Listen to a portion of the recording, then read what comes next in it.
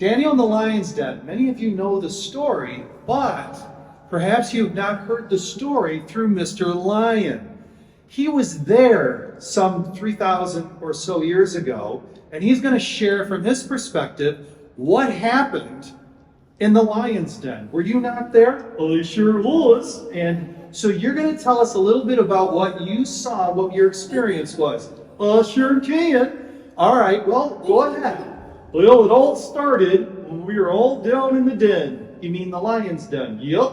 How many of them were you there? 11. So there was 11 lions in the Lion's Den. Yep. Can you describe it? Sure. It was a big pit, and it had a big stone right above. Oh, okay, so that was to do what? Well, to not let us escape and then eat everybody. Oh, you guys were hungry, weren't you? Oh, you would not believe how hungry we were.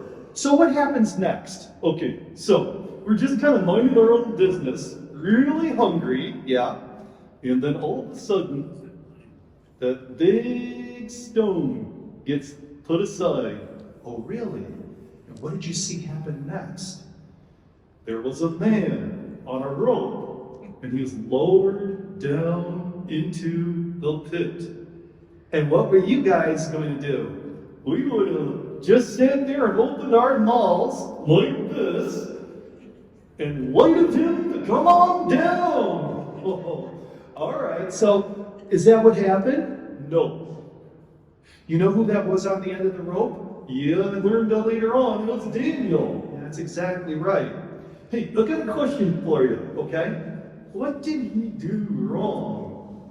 Actually, Daniel did nothing wrong. What happened is that they made a decree. A decree? You know, like a law. Oh, a law. What was it? Well, it was that nobody could worship any other god but the king for a whole month. Oh, really? Yeah. And Daniel worshipped God. Do you see where the problem was? Beginning to, what happened is that Daniel went about worshiping like he normally does.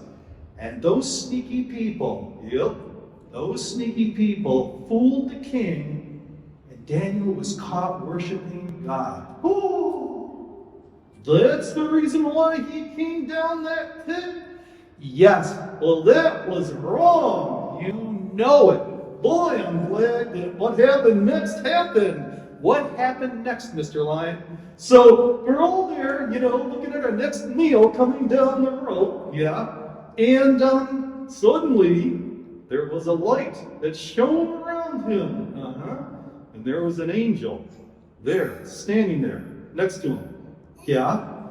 All of a sudden, we weren't hungry anymore. Really?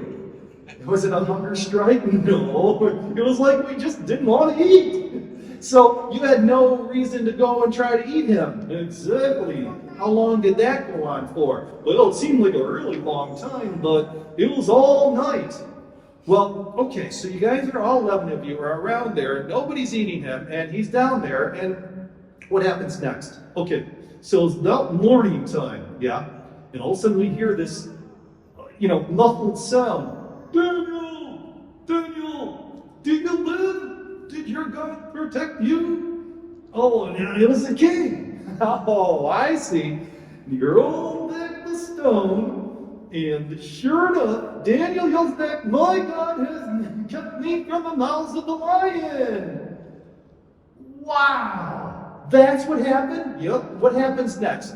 Well, Daniel got hoisted back up, and he went home. Oh, and what happened to all those naughty people?